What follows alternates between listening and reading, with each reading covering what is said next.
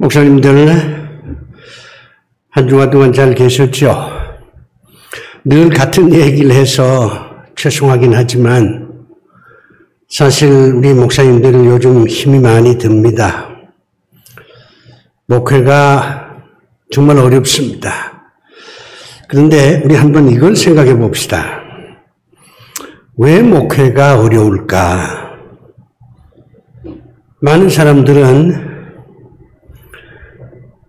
교인들 믿음이 점점 식어져서 목회가 어렵다. 뭐 이렇게 얘기를 이제 하실 수도 있고요.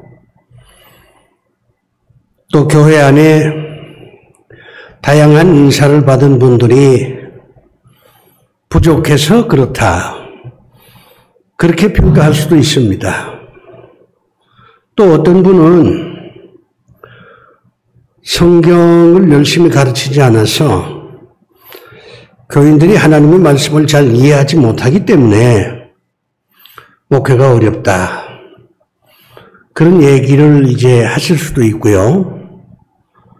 또 심지어 우리 목사님들 가운데는 목사님들 설교가 교인들을 감동시키지 못하기 때문에 목회가 어렵다. 뭐 이렇게 얘기를 하실 수도 있습니다. 세상 탓을 하는 경우도 있어요. 요즘 종교 다원주의 시대잖아요. 또 물질 만능주의 시대고 또 사람들이 굉장히 바빠졌어요. 그러니까 교회 가서 신앙생활 할 시간이 별로 없어. 그러다 보니까 자연히 목회가 어려워지는 게 아니냐. 뭐 이런 평가를 할 수도 있습니다. 다 맞는 말이에요. 그런 것들이 이제 서로 종합이 되면서 오늘 우리들의 목회가 이렇게 힘이 든 겁니다. 뭐 코로나 때문에 그렇다 이렇게 얘기하는 분들도 있지만 이 코로나는 일시적인 겁니다. 우리가 이제 너무 코로나 때문에 교회가 이렇게 휘청거린다 이렇게 얘기하는 게 별로 좋은 발상은 아닙니다.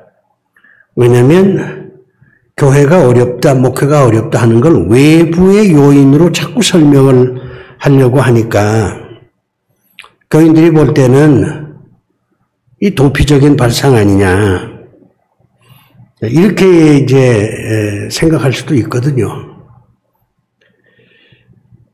목회가 어려운 것은 내부의 어떤 그 원인 때문이지 외부의 영향도 물론 있겠지만 그것이 근본적인 것이라고 생각해서는 안 됩니다. 저는 이제 지금까지 제가 말씀드린 여러 가지 원인이 우리 목사님들을 힘들게 하고 목회를 어렵게 만든다. 그 점에 대해서 동의를 하면서 좀 다른 각도로 오늘 우리들의 목회가 어려워지는 게 아니냐 하는 말씀을 드리고 싶어요.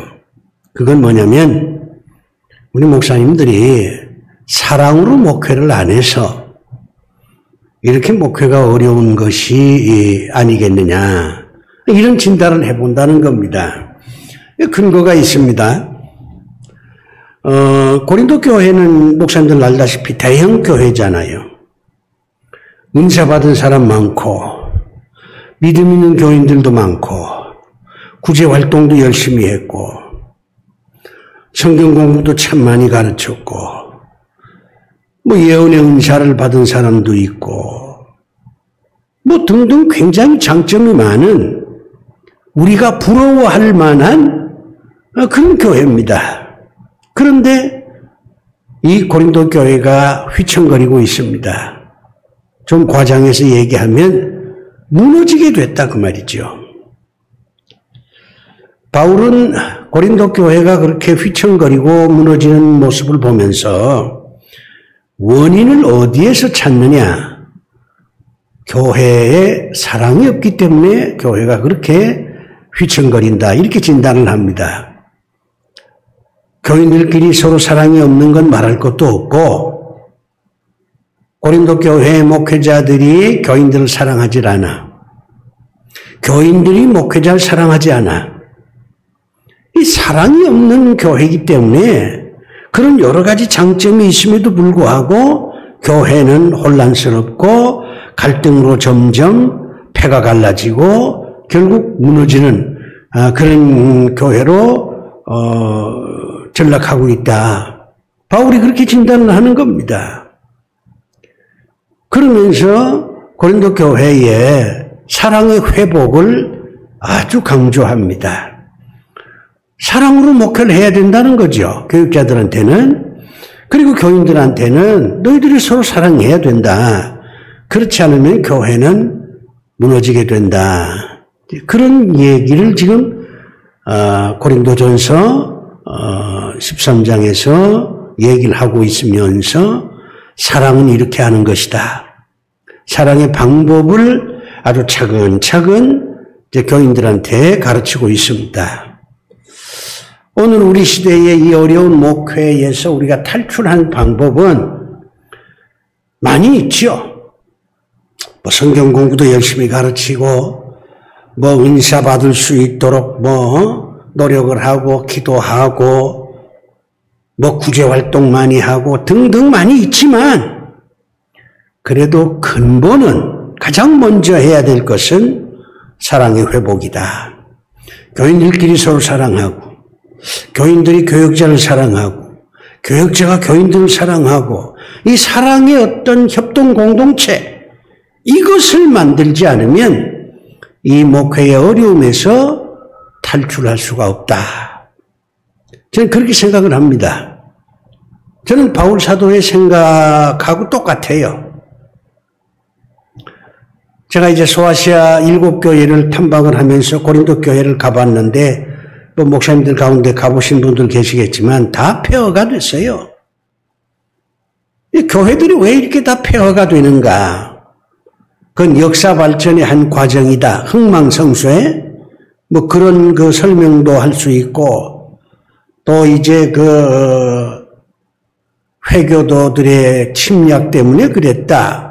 이런 역사적인 어떤 평가도 내릴 수 있지만은 교회가 처음 세워질 때는 굉장히 사랑이 뜨겁지만은 시간이 가면서 사랑이 식어지고 사랑이 식어지면서 결국 다른 모든 활동도 위축이 되거나 아니면 오염이 되거나 동력을 잃거나 그렇게 되면서 자연히 교회는 무너지지 않았느냐. 전 그렇게 신앙적으로 평가를 합니다. 오늘날 한국교회도 처음에는 얼마나 사랑이 뜨거웠습니까? 근데 지금 사랑이 점점 다 식었어요. 사랑이 식으니까 교회에서 하는 모든 활동도 감동이 없어. 열정이 없어. 모두 다 형식적이야. 그러다 보니까 한국교회가 이렇게 무너지는 이런 그 과정에 접어들지 않았나 이렇게 생각을 하면서 사랑의 회복이 교회 부흥운동의 아주 첫걸음이다. 저는 그렇게 생각을 합니다. 뭐 어떤 분들은 특히 이제 좀 보수적인 신앙을 가진 분들은 성령이 충만해야 교회가 부흥한다. 그렇게 얘기를 해요. 맞는 얘기죠. 열심히 교인들이 기도를 해야 뭐 교회가 부흥한다. 뭐 그렇게 얘기를 합니다. 뭐 그것도 맞는 얘기예요. 그러나 바울의 견해는 다릅니다. 바울이 고린도 교회 교인들한테 성령 충만하라 그런 얘기 안 합니다. 새벽기도 열심히 하라 그런 얘기는 안 해요. 뭐 전도를 뭐 열심히 하라 그런 얘기도 안 해요.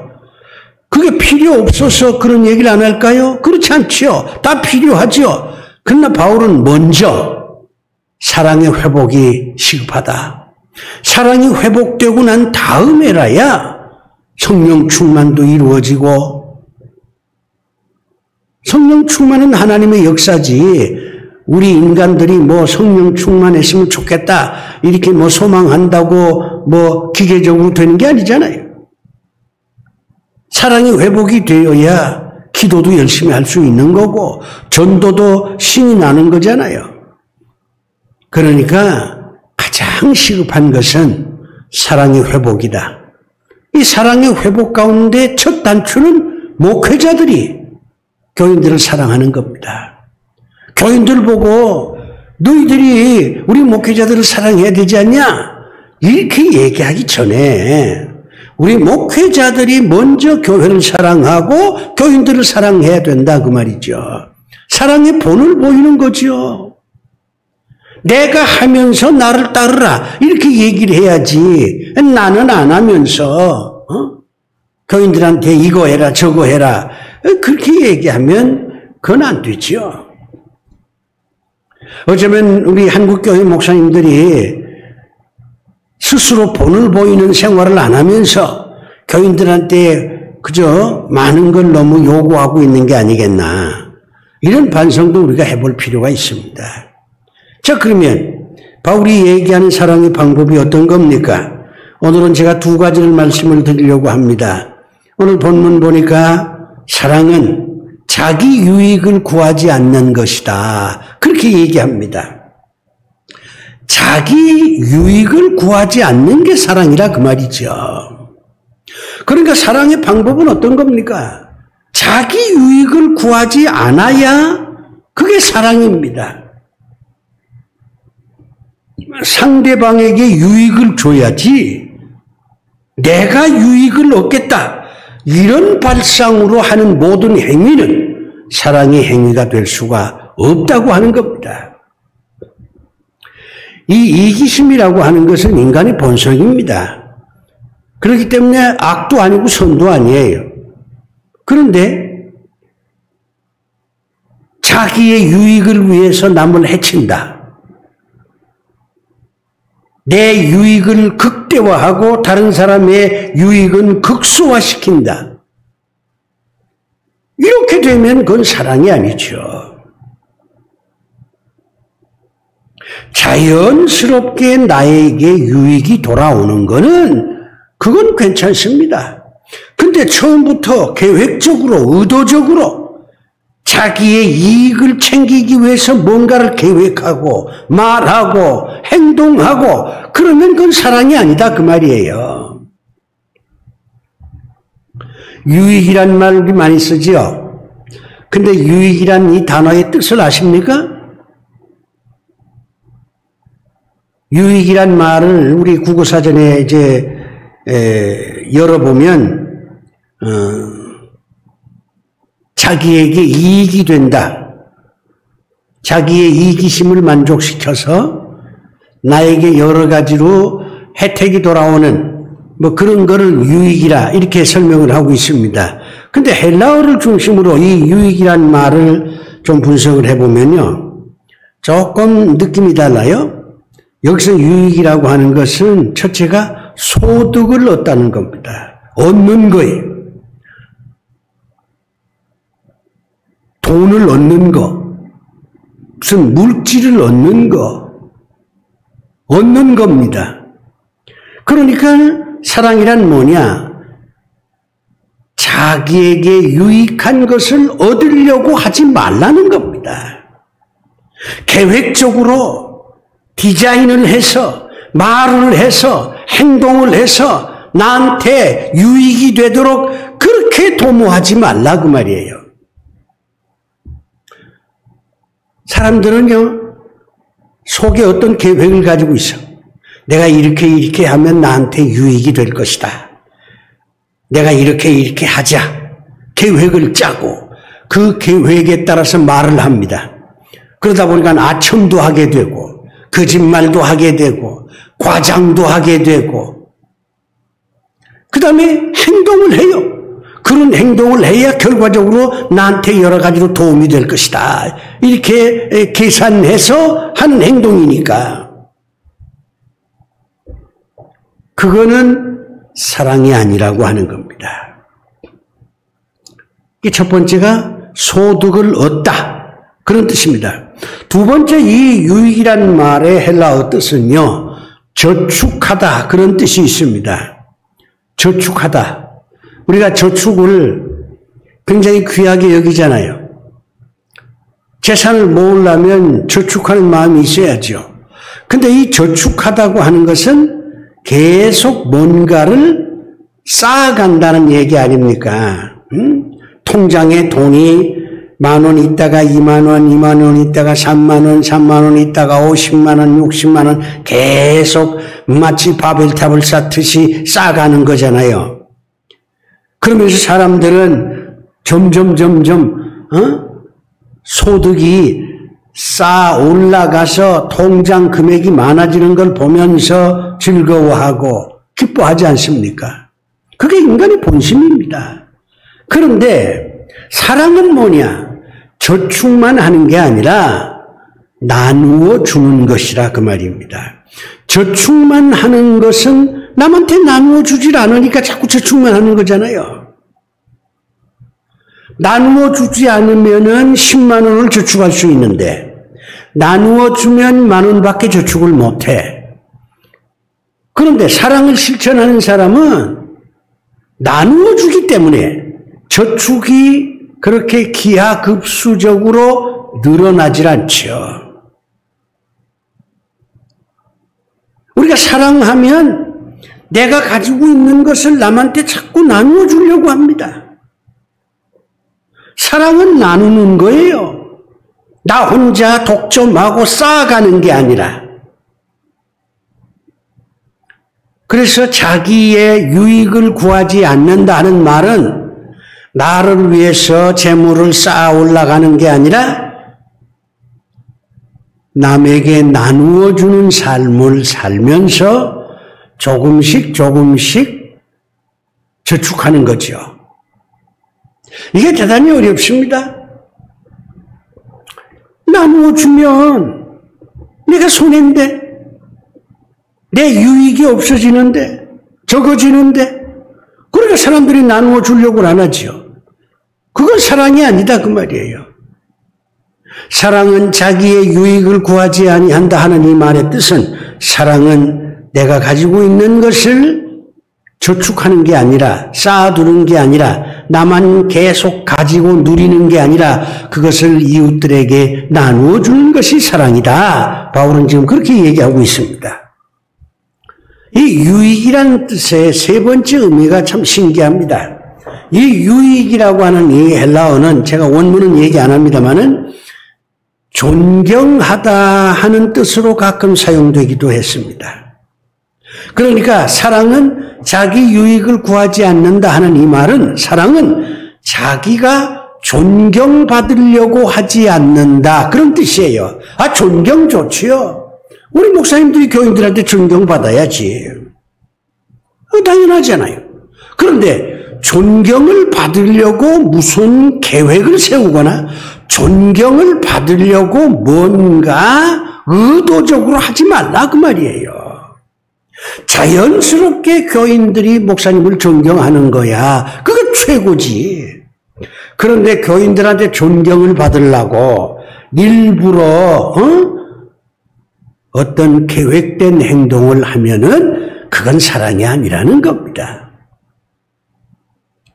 교인들한테 존경받으려고 3일 금식했는데 일주일 금식했다고 그러고 과장이죠. 교인들한테 존경받으려고 일부러 말이죠. 어떤 계획된 행동을 해. 말을 무슨 거룩하게 하려고 목에다 힘을 주거나 아니면 존경받으려고 자기가 무슨 과거에 대단히 훌륭한 일을 했다고 과장해서 간증을 하거나 그건 사랑이 아니지. 자연스러운 것은 괜찮습니다. 그런데 의도적으로 계획적으로 소득을 얻으려고 하고 존경을 받으려고 하고 더 쌓아가려고 하고 그래서 남한테 나누어 주지 않으려고 하고 이게 문제라는 겁니다. 사랑은 그런 것이 아니라고 하는 겁니다. 자, 이 정도 되면 우리가 교인들을 어떻게 사랑해야 되느냐? 답이 나오잖아요. 이거 굉장히 바울이 지금 구체적으로 얘기를 하고 있는 겁니다. 그 다음에 이제 두 번째, 사랑은 악을 생각하지 않는다. 악과 연결되어 있습니다. 악이라는 이 단어는 굉장히 어려운 단어입니다. 뭐 설교에서 할 얘기는 아니지만 신학에서 신정론이라는 게 있잖아요. 이게 악하고 연결되어 있거든요. 악은 누가 만들었느냐? 악의 정체는 뭐냐? 이런 거에 대한 논의가 굉장히 활발하게 전개되어 왔습니다. 사실 이 악이라고 하는 거는 우리 개신교에서 정의를 내리기는 악은 선의 결핍이다. 선한 것이 결여된 것을 악이라고 한다. 그렇게 얘기합니다. 사전을 펴보면요, 악이라고 하는 것은 도덕적이나 종교적으로 볼 때에 부정적인 것, 좋지 않은 것, 이것을 악이라고 설명을 하고 있습니다. 악하고 죄는 같은 거냐 다른 거냐? 목사님들 어떻게 생각해요? 이 구분이 쉽지가 않죠? 이렇게 한번 생각해 봅시다. 죄라고 하는 것은 외부로 드러나는 겁니다. 행동으로 나타나는 거예요. 근데 악이라고 하는 것은 마음속에서 생각하는 부정적인 겁니다. 좀 더 구체적인 예를 들자면 어떤 사람이 내가 도적질을 해야 되겠다 이렇게 하는 것은 악입니다. 근데 어떤 사람은 그런 악한 생각만 하지 실질적으로 행동을 안 하는 사람이 많아요. 근데 어떤 사람은 내가 도적질을 해야 되겠다 이렇게 생각을 하고 그 다음에 남의 집 담을 넘어가서 남의 집에 들어가서 금고를 열어서 거기서 돈다발을 훔쳐 밖으로 나오는 거야. 이게 행동이 된 거죠. 그것은 죄라고 한다 그 말입니다. 그러니까 죄라고 하는 건 악에서 나온 거죠. 악은 선의 결핍이라고 하는 우리 개혁교회의 해석이 그래서 나온 겁니다. 사랑은 악한 것을 생각하지 않는다 그 말이죠. 행동은 고사하고 생각 그 자체로부터 사랑은 시작이 되는 겁니다. 악을 생각하지 않아. 행동으로 아직 표현되지도 않았지만 생각 자체도 나쁜 건 생각 안 한다는 겁니다. 예를 들면 이런 거죠. 나쁘다. 나쁜 것, 파괴적인 것, 가치가 없는 것, 곤란하게 만드는 것, 해치는 것, 손상시키는 것, 학대하는 것, 이런 것들이 전부 악이라고 얘기할 수 있습니다. 하나님의 뜻에 어긋나는 생각 자체가 악이에요. 그러니까 사랑은 그런 악한 것을 생각도 하지 않는다는 겁니다. 뭐 행동으로 드러나지 않는 건 말할 것도 없고 생각 자체도 그렇게 부정적인, 나쁜, 비도덕적인, 반사회적인 이런 것들을 하지 않는다. 그것이 사랑이라고 한다 그 말입니다.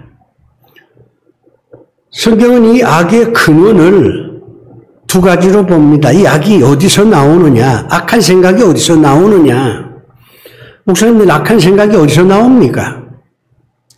우리가 이 하나님의 말씀을 전할 때는 상당히 구체적으로 전해야 됩니다. 생활적인 것이라야지 관념적인 것만 자꾸 설교를 하게 되면 교인들은요 머리만 그냥 복잡해지지 생활 속에서 하나님의 진리를 실천하는 데는 이게 역부족이에요. 왜? 구체적인 얘기를 안 해주니까. 디모데전서 6장 10절 말씀 보면 바울은 디모데에게 이런 얘기를 합니다. 악의 근원은 두 가지다. 첫째는 돈, 두 번째는 혀. 돈과 혀. 이게 악의 근원이라 그렇게 얘기를 합니다. 돈을 사랑하는 게 일만악의 근원이라고 하는 말이 그래서 나오는 거예요. 돈 필요하죠. 근데 이 돈도 자연스럽게 벌어야지. 땀 흘려서 벌어야지.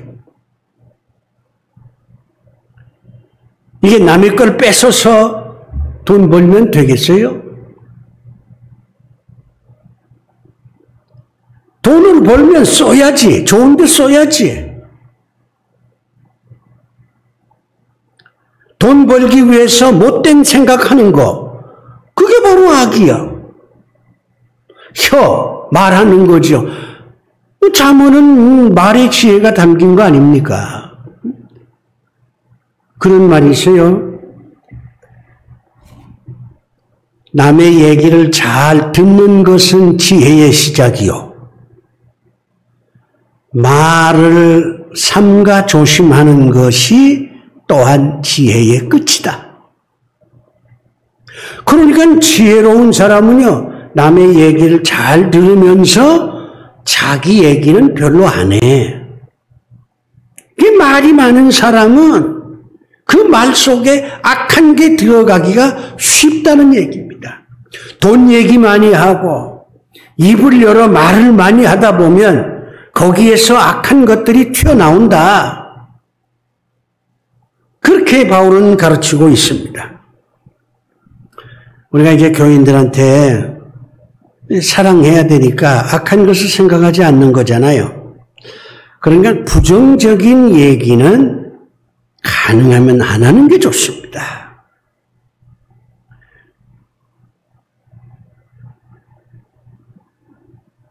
만약에 부정적인 얘기를 자꾸 하면 교인들이 점점 목사님하고 거리가 멀어집니다. 물론 때에 따라서 교인들을 하나님의 말씀으로 질책하는 경우가 있죠. 근데 그거는 정말 하나님의 말씀에 근거해서 질책을 하는 거니까. 교인들이 생각할 때는 저건 목사님이 내가 싫어서 내가 미워서 하는 얘기는 아니고 하나님의 말씀에 그런 가르침이 있으니까 그 가르침을 대언하는 것이다. 이렇게 얘기를 하니까 상처를 안 받습니다. 근데 우리 목사님들은 기분이 나쁘면 교인들하고 뭔가 갈등이 있으면 그 감정을 설교 시간에 그냥 던져버려요. 설교는 하나님의 말씀을 전하는 것이지 목사님들 무슨 감정을 폭발시키는 감정 해소의 방법이 설교는 아니잖아요. 악한 것을 생각하지 않는 것이 사랑이다. 부정적인 걸 생각하지 않는 게, 그러면 사람을 볼 때도 단점을 먼저 보는 게 아니라 장점을 먼저 보는 게 사랑입니다. 칭찬하는 게 사랑이에요.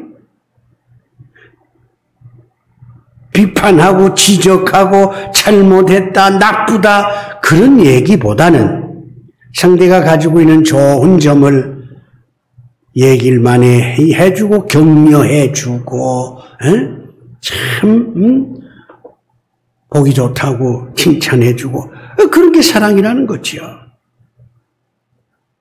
사랑하는 우리 목사님들, 목회가 어려운 거는요, 사랑을 잃어버려서 그래요. 우리가 정말 하나님을 사랑하고 교인들 사랑하면요, 피곤하지 않습니다. 목사님들 옛날 연애할 때 피곤했어요? 신혼여행 갈 때 피곤했습니까? 피곤한 사람도 있겠지만 다 신나잖아요. 왜? 사랑이 있으니까. 사랑이 있으면 기도도요, 1시간 할 거 2시간 할 수 있어요.